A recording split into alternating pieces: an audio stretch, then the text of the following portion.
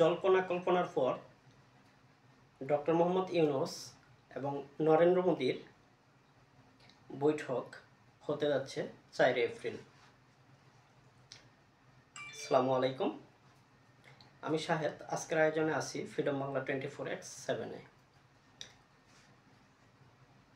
Doctor Mohammad Yunus ও নরেন্দ্র মোদীর মধ্যে বৈঠক হতে যাচ্ছে ব্যাংককে।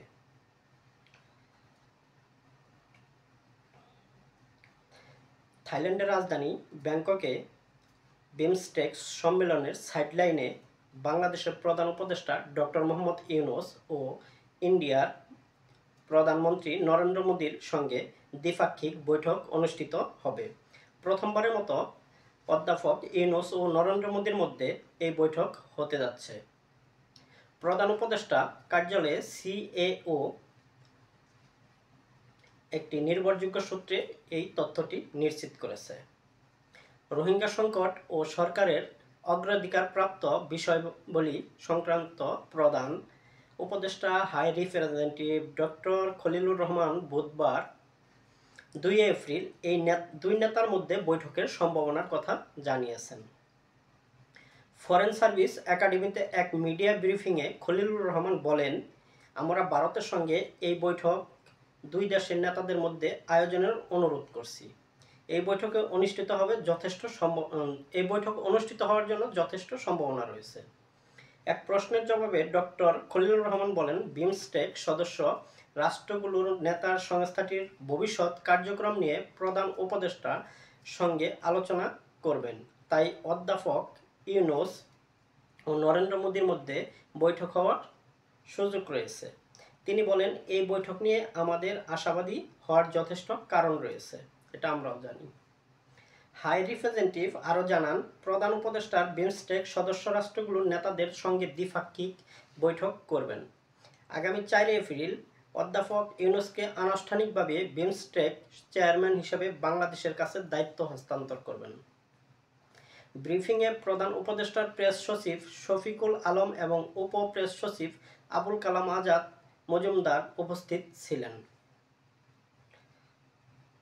আজকের নিউজটি এই পর্যন্তই। এখন কথা বলব কিছু গুরুত্বপূর্ণ কথা নিয়ে।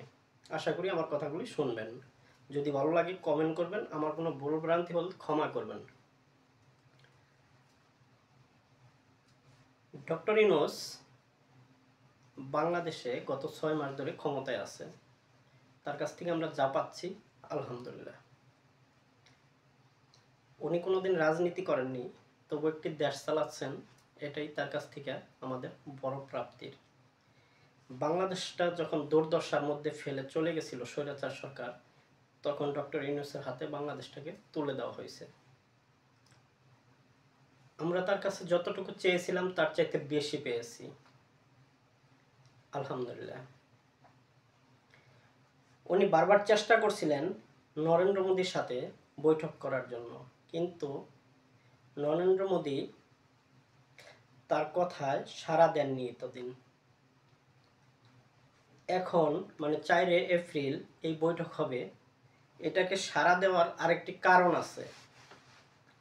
কারণ আমরা এখন যে প্লেয়ার নিয়ে মাঠে নামছি, এই প্লেয়ার নতুন বা অল্প বয়সের না, উনি পুরাতন জানুমাল।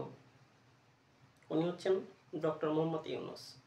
উনি নিজেই বলছেন, আমি ছোট মাঠে খেলি না, আমি বড় মাঠে খেলি, বড় প্লেয়ার সাথে খেলি। তো সেই হিসাবে বোঝা যায় নরেন্দ্র মোদী ওনার কাছে অনেক ছোট রাজনীতিতে।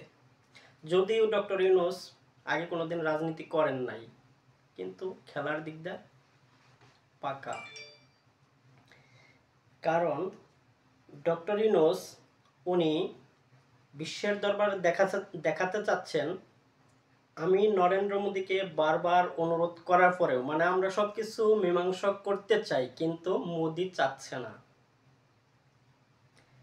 নরেন্দ্র মোদীর ভাবমূর্তি এমনি বিশ্বে খারাপ, ওনাকে ওনার বাড়ির লোকেও দেখতে পারে না। বাড়ির লোক বলতে আমি বোঝাতে চাচ্ছি, ওনার আশপাশে যে দেশগুলো আছে, মায়ানমার, চায়না, পাকিস্তান, নেপাল, তারপরে কি তারপরে হচ্ছে শ্রীলঙ্কা, এরা কেউ ওনারা দেখতে পারে না, মানে ওনার বাড়ির লোক ওনারা দেখতে পারেন না।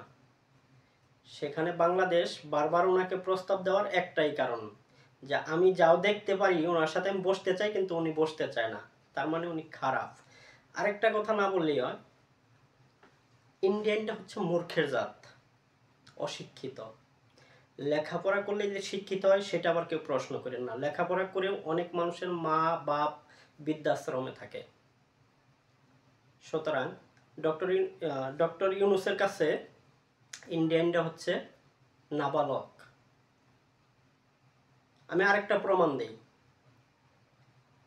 গাভীর পেটে থেকে যখন বাচ্চা প্রসব করে দুনিয়াতে আসে, ওই বাচ্চাটা দুনিয়ার চেহারা, মানে দুনিয়ার আলো বাতাস দেখার পরে তার যখন খিদা লাগে, সে ডিসাইড করে সে দুধ খাবে না মুদ খাবে। কিন্তু ইন্ডিয়ানিরা বড় হয়েও কিন্তু এটা ডিসাইড করতে পারে না দুধ খাবে না মুদ খাবে। ওই গরুর বাচ্চাটা কিন্তু ঠিকই দুধ খায়, মুদ খায় না। অথচ দেখুন, ইন্ডিয়ানরা এটা ডিসাইড করতে পারে না তারা দুধ খাবে না মুদ খাবে, তারা কিন্তু দুধ না খায় ওই মুদই খায়। পৃথিবীতে সবচেয়ে সুস্বাদু মাংস হচ্ছে গরুর মাংস, যেটা তারা নিজেরাই বাহির দেশে বিক্রি করতেছে। কিন্তু দুর্ভাগ্যের বিষয় হচ্ছে ওরা খাইতে পারে না। ওরা খাইতে পারে না কেন? ওরা মায়ের মুদ খায়, মায়ের দুধ বা মায়ের মাংস খাওয়ার নাই ওদের। এই হচ্ছে ওরা নাবালক। তা আমি কথা বাড়াতে চাই না। যদি আমার নিউজে ভুল ভ্রান্তি হয়ে থাকে ক্ষমা দৃষ্টিতে দেখবেন, অবশ্যই কমেন্ট করবেন। ভালো থাকবেন সবাই। ইনশাআল্লাহ আগামী পর্বে আসতেছি। আমি শাহেদ। আসসালামু আলাইকুম।